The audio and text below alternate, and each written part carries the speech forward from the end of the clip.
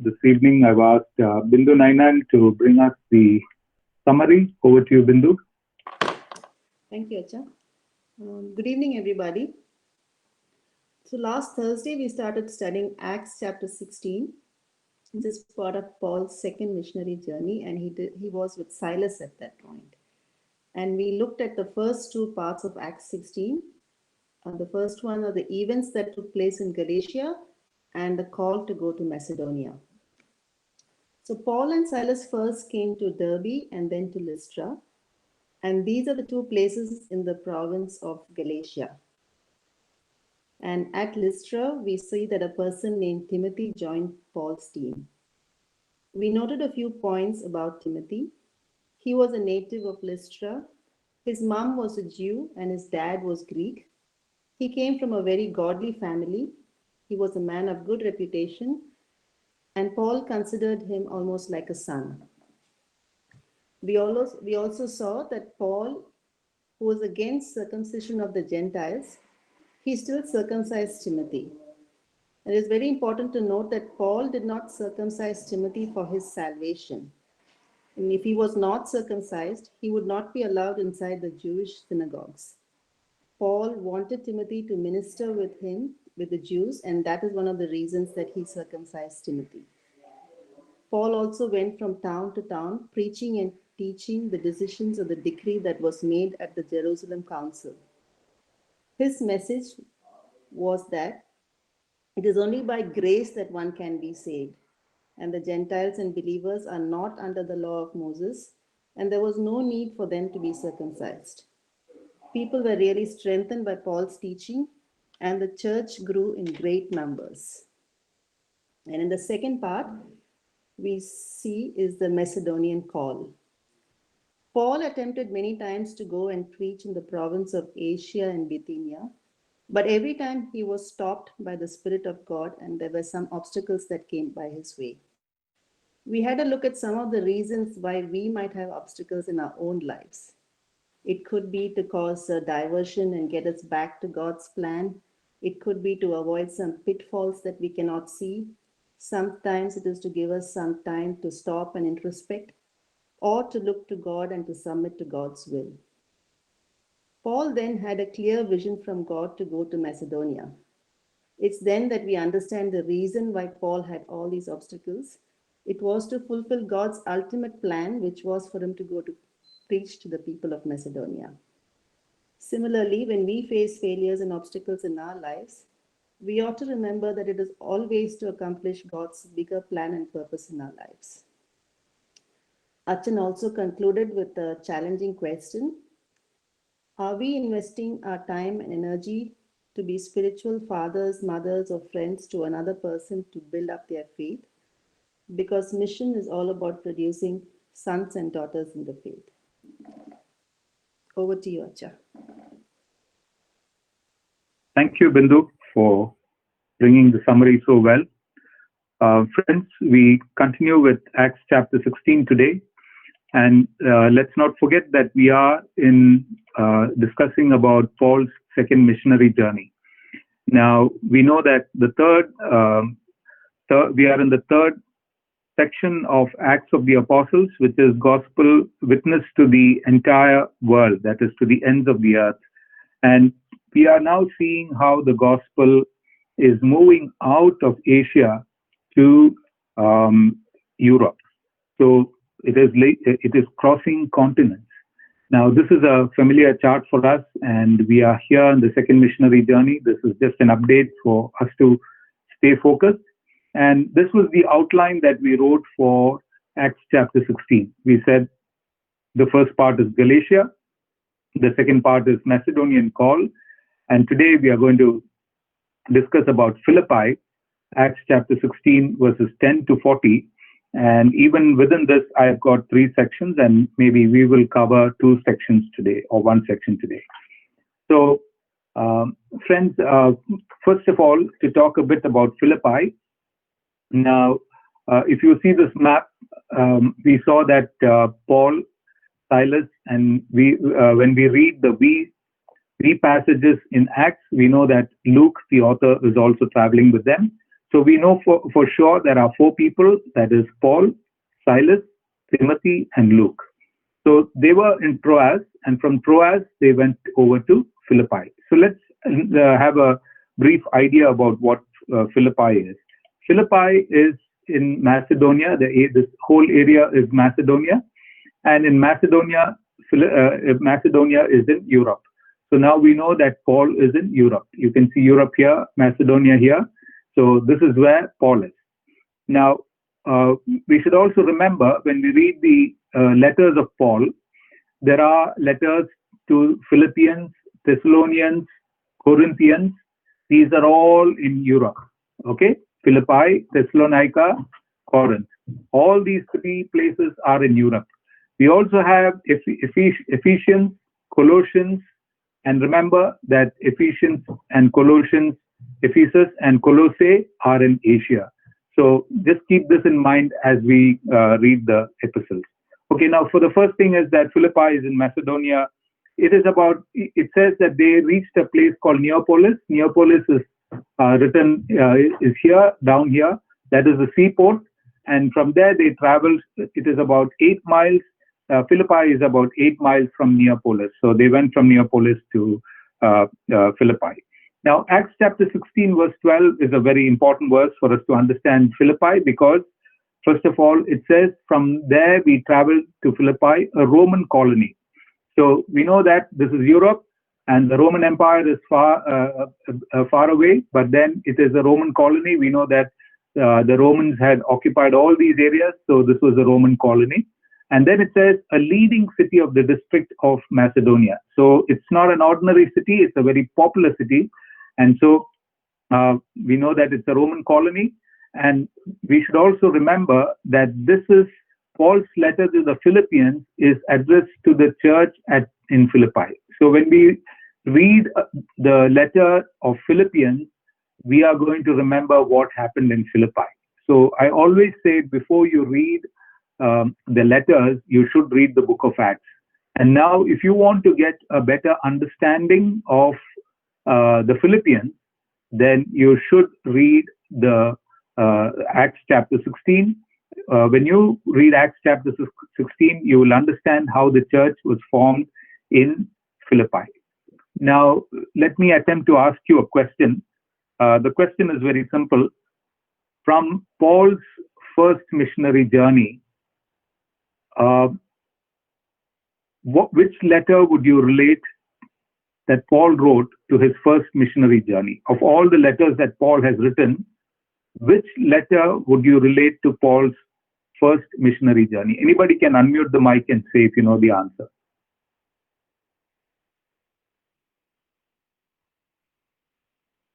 I hope the question is clear. Let me repeat the question once again. To which letter of Paul in the New Testament would you relate the first missionary journey? Galatians. Okay, very good, very good. Thank you. I think it was Reni and Peter who shouted together. So, friends, I want you to relate it. So, it's very important. Now, we'll also know that in the second missionary journey, he wrote Thessalonians, but we have not come to Thessalonica yet. Okay. Then we also see Philippi is one of the first churches that was established in Europe. So this is a bit about the Philippi as a place. Now I'm going to give you an outline for Philippi, what happened in Philippi actually. So it's a very interesting story. 3 important conversions take place in Philippi. First is the conversion of Lydia, that is Acts chapter 16, verses 11 to 15. Then we see not truly a conversion, but let's believe it's a conversion of a slave girl, that Acts chapter 16, verse 16 to 24. We'll cover both these today. And then conversion of the Philippian jailer, which we will read in Acts chapter 16, verses 25 to 40. Okay, so this is the map showing, you all are familiar with this map. And we said that Paul and Silas, they traveled from Troas, they came to Samothrace, and from there they came to Philippi. Neapolis is here and Philippi is here. So they are reaching around this area. They are around this area. This is just to bring our map into the picture. So now let's come to the first story, that is conversion of Lydia, Acts chapter 16, verses 11 to 15. Now, there are two verses that I want you to particularly look into. This is Acts chapter 16, verse 14. One of those listening was a woman from the city of Thyatira named Lydia, a dealer in purple cloth. She was a worshipper of God. The Lord opened her heart to respond to Paul's message. Now, you should understand that Paul, Silas, Timothy, and Luke, these people are in a new land. They don't have any contacts in Philippi. They have crossed the continent and come to Europe.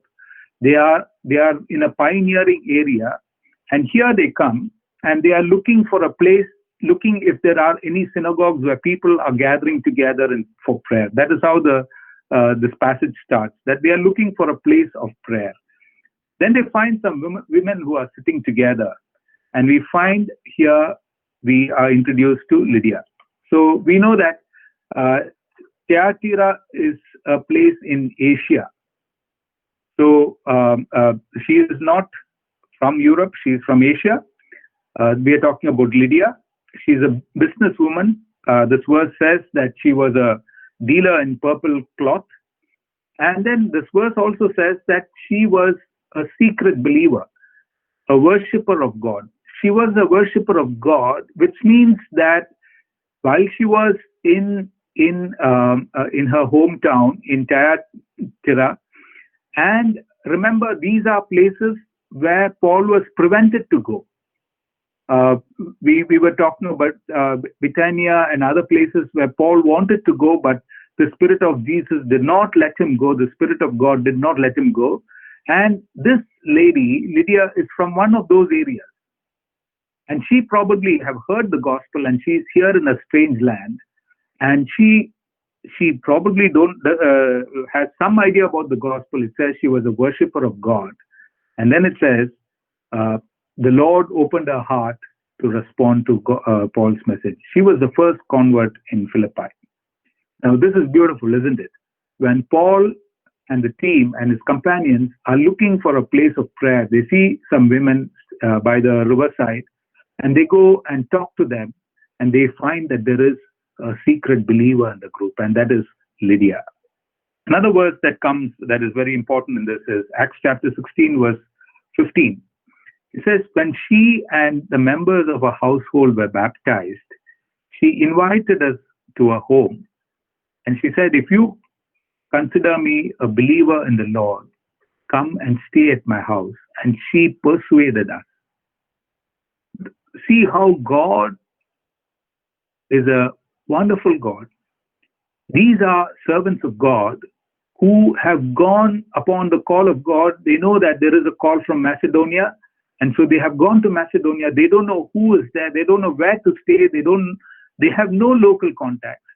And here, this team of missionaries who are in Macedonia, in Philippi, find this lady, and God has already prepared her. And she says, if you consider me a believer in the Lord, come and stay at my house. And it says she persuaded us. First of all, she and the whole family were baptized. And then she extends hospitality to Paul and his companions. How God keeps people for the extension of his kingdom. We should never fear going into pioneering areas to preach the gospel. You will never know who is waiting with an expectant heart to hear the gospel. Who is there whom God has touched that is waiting for someone to come and share the gospel. I can tell you many, many stories from mission fields of how we have experienced the presence of God ahead of us in the places where we have gone to preach the gospel. Now, let's go to the second story in this passage, that is conversion of the slave girl, which is kind of dramatic. Now, there are three points in this story that I'd like to say. First, you see a very flourishing business happening in Acts chapter 16, verse 16. What is the business? Now, Paul, Silas, and the team says, once we were going to the place of prayer. I want you to, as you read the book of Acts, you have to apply what you are learning. So when you read the word we, once when we were going, always remember it is talking about Luke himself. Luke is the author, so now he is journeying with Paul. Now once when we were going to the place of prayer, we were met by a female slave who had a spirit by which she predicted the future. She earned a great deal of money for her owners by fortune telling. So I want you to picturize Paul and his team. They are walking through the city, and as they reach a particular spot, they can see some activity happening there. And the activity is that there is a girl seated there, a young girl, a female slave, it says, who is seated there. And people are standing in queue to pay money and to go and see this girl. And as you see this girl, she will start telling about your future. And this was a business that was handled by a few people there. Now, this a slave girl who is possessed by an evil spirit is being used by some people to run a fortune telling business over there. Now, this was something that Paul and Silas and the team, they saw. But this was a disturbing moment. Why do you call it a disturbing moment? Acts chapter 15, verses 17 and 18. It should be Acts chapter 16, verses 17 and 18.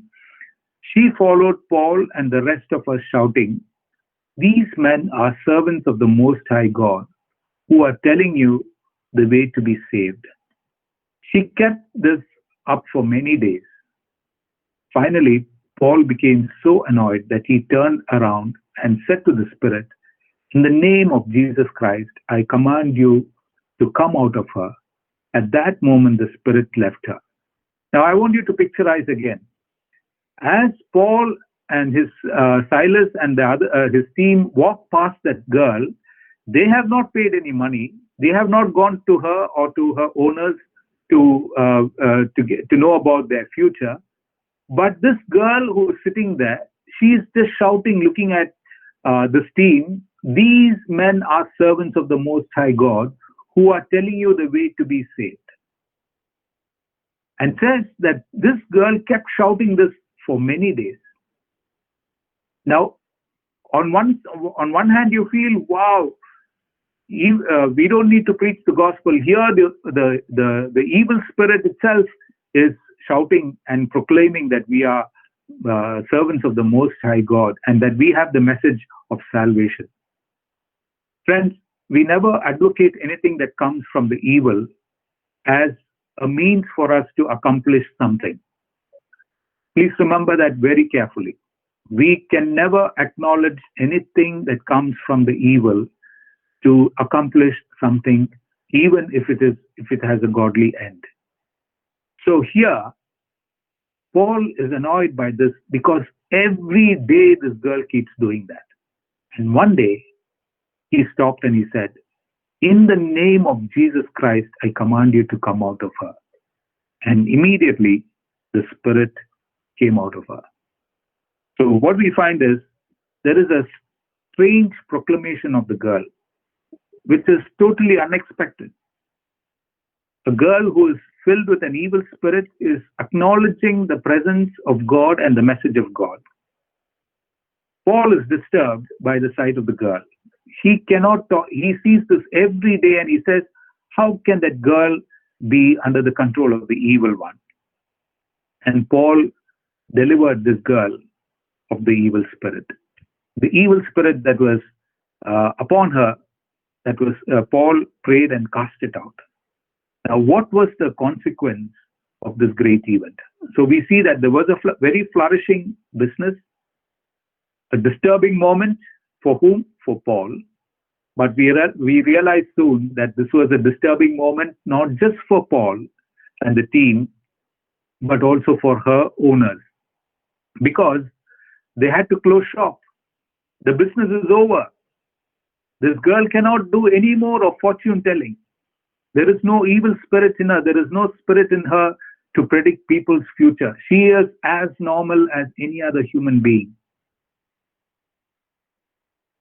we see the next thing that happens is there is severe persecution in Philippi. This should be Acts chapter 16, verses 19 to 24. Acts chapter 16, verses 19 to 24. When her owners realized that their hope of making money was gone, they seized Paul and Silas and dragged them into the marketplace to face the authorities. I told you that the business collapsed. The owner's hope of making money is gone. The evil spirit has left this girl. And so they drag Paul, they attack Paul and Silas. They drag them to the marketplace. And then they are brought before the magistrate. And these people, they say all kinds of false accusations. The fact of the matter is that Paul prayed and the spirit left this girl. She was delivered. But her owners, they were troubled because their business is gone. So what do they say? They bring them before the magistrates. In verse 20, they say, these men are Jews and are throwing our city into an uproar by advocating customs unlawful for us Romans to accept or practice. So there is nothing that they have done unlawful. There is nothing that they have done which is against their customs or practices. But here there are false accusations. And then what does the magistrate do? And the crowd joined in the attack against Paul and Silas, and the magistrate ordered them to be stripped and beaten with rods, and after they have been flogged, they are thrown into the prison. So remember, an act of goodness, what Paul could not tolerate, seeing that evil spirit dominating that little girl or that female slave, as it is said. When he delivered that girl, the people bring false accusations to the extent that they are dragged, they are stripped and beaten with rods and thrown into the prison. Tomorrow we're going to study about what happens in the prison. If you find time, please read from Acts chapter 16, verses 24 to 40. That passage talks about what happens in the jail. Friends, as you think about this, and as we think about the Bible study tomorrow, God has a purpose even through the pain that we go through. Sometimes we are called to experience pain for the sake of Christ. And we should remember that God is present everywhere, and He makes opportunities for us to share and bring His gospel to the people. So the last point there is the magistrate orders them to be beaten with rods and to be imprisoned. We close with our Bible study here, and Paul and Silas are now in prison. Okay, with this we come to what mission is. When we talk about mission, we should always remember God has people with eager hearts everywhere. This refers directly to Lydia, Paul, Silas, Timothy, and Luke. Probably when they went to Philippi, they didn't know where they're going to stay. They didn't know whom they're going to preach the gospel. But God had kept a person ready who was a worshiper of God, and she opened a home for the work of the gospel. Let's remember, this is a fact. God has people with eager hearts everywhere. Sometimes we hesitate to share the gospel. We hesitate to talk to people and say something about God or something about prayer or talk about Jesus. We hesitate to do that, fearing that they will not accept. But you can always be assured there are people who are waiting to hear the gospel. They are waiting with eager hearts. All we need to do is talk to them. May God help each one of us in the responsibilities that God has given us, particularly in sharing the gospel, that we would never shy away from sharing the gospel, because it is the gospel of Jesus.